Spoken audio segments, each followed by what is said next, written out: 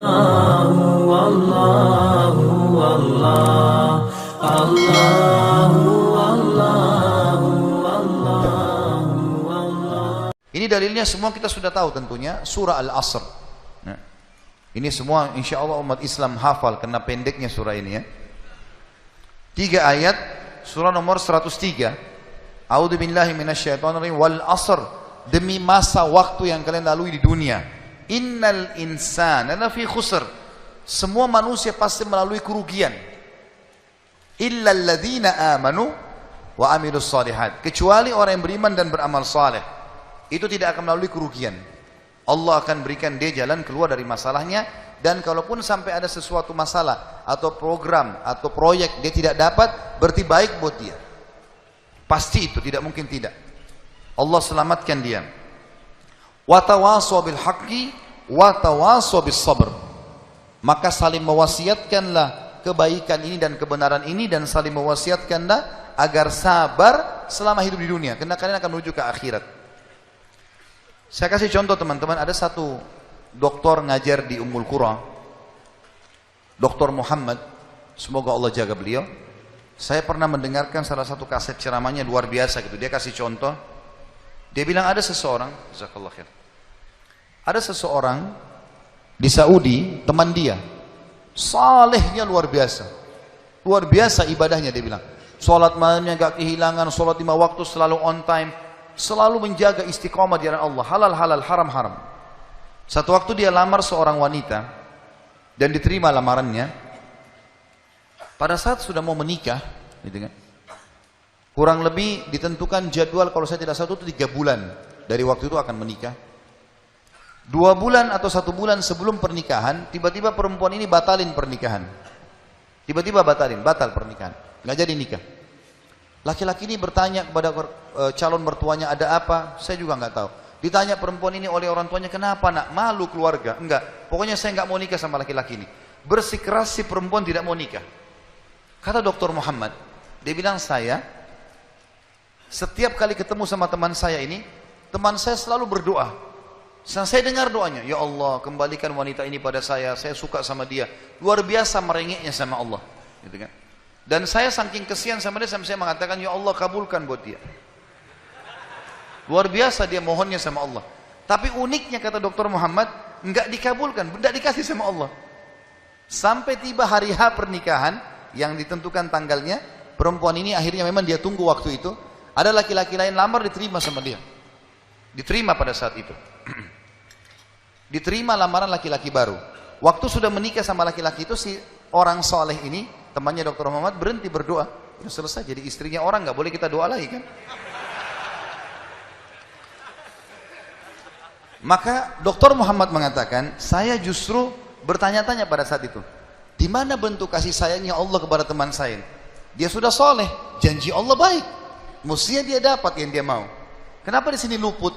Nah ini yang saya bilang di poin ke-11, Allah selamatkan dari kerugian dan bahaya. Ternyata dia bilang, justru setelah perempuan itu nikah sama laki-laki yang jadi suaminya sekarang, saya baru tahu bentuk kasih sayangnya Allah pada teman saya. Karena ternyata baru sebulan menikah, perempuan ini periksa ke dokter, dia punya sakit di dada sebelah kanannya, maaf di payudara sebelah kanan. Dokter memvonis kena kanker payudara yang kronis, harus dipotong. Sebulan menikah, payudara kanannya dipotong. Bulan kedua, kanker itu sudah menyebar ke payudara kiri dan dipotong dua-duanya dalam 2 bulan pernikahan. Bulan ketiga, ini kejadian nyata. Bulan ketiga, ternyata perempuan ini punya masalah di urat saraf di bagian otak belakangnya, sehingga membuat kedua matanya buta. Dan bulan keempat, wanita ini meninggal dunia. Kata dia, Dr. Muhammad bilang, subhanallah, kalau teman saya yang jadi suami dia, maka dia tidak akan menikmati pernikahan. Tapi Allah selamatkan dia dengan caranya. Jadi kadang-kadang ada yang luput dari kita. Kita sudah mohon sama Allah, Allah belum kasih. Kalau Allah tidak kasih, teman-teman, yakin itu baik buat kita. Jangan sangka buruk sama Allah. Sebaliknya, kalau kita minta sesuatu yang besar kepada Allah, tidak ada yang mustahil. Yang penting kita merengek dan manja kepada Allah. Dalam kisah yang lain di Yaman, dan ini sempat kisahnya menghebohkan Timur Tengah, anak muda hafal Quran, matanya buta. Anak ini selama kecil, dari kecil tidak pernah sekolah, dia ditinggal di rumah, tapi orang tuanya panggilkan guru ngaji, dia hafal Quran. Satu waktu umurnya waktu mencapai sekitar 25 tahun, dia berpikir untuk menikah, punya perasaan fitrah manusia, walaupun dia tidak melihat dia ingin menikah. Setiap kali dia bicara sama ayahnya masalah pernikahan, ayahnya bilang, nak siapa yang mau menikah sama kamu? Enggak ada kerjaan, matamu buta gitu kan.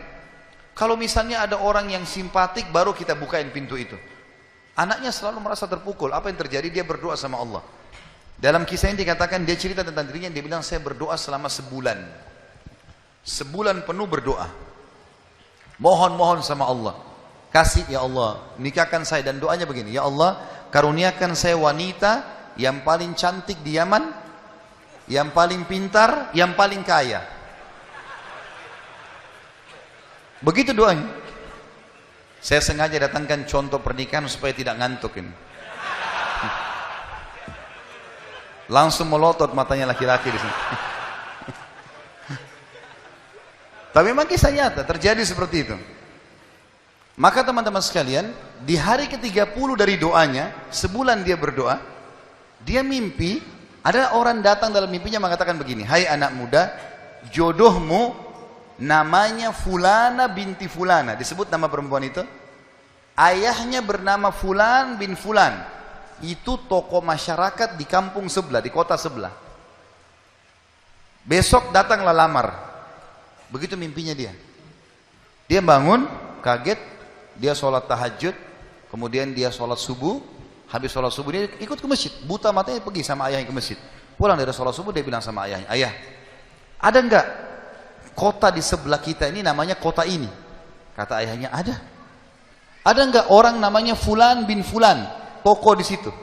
Kata ayahnya, ada. Ini dalam mimpi disebut ini. Dia enggak tahu kota itu, dia enggak tahu orang itu. Kata ayahnya, ada. Itu toko masyarakat terkenal di sana, orang kaya raya. Ada enggak anaknya namanya Fulana binti Fulana? Kata ayahnya, ada. Kata dia, lamarin buat saya ya. Kata ayahnya, apa kau sadar yang kau ucapin?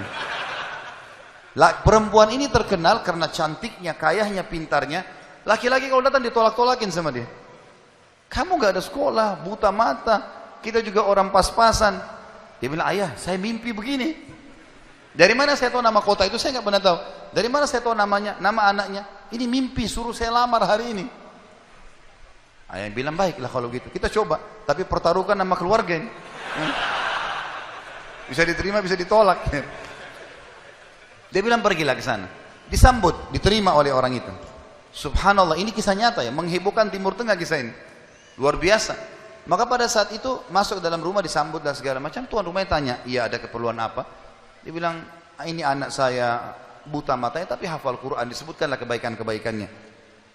Entah kenapa dia minta melamar anak anda karena dia mimpi semalam. Anehnya si calon ayahnya si perempuan ini langsung bilang, saya terima lamarannya. Tiba-tiba kisah nyata begitu. Yang ayahnya si laki-laki bilang, kenapa anda spontan terima?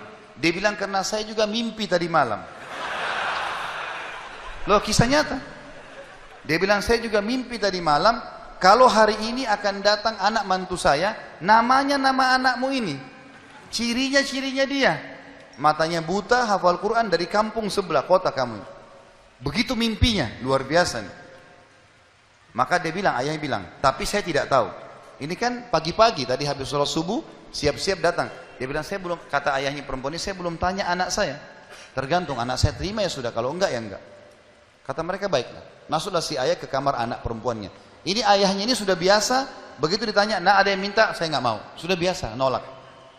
Kata dia, nak, dari kampung sebelah, kota ini, kampung ini ada si Fulan, matanya buta, mau melamar kamu. Anak perempuan itu bilang apa? Ayah nikahkan saya.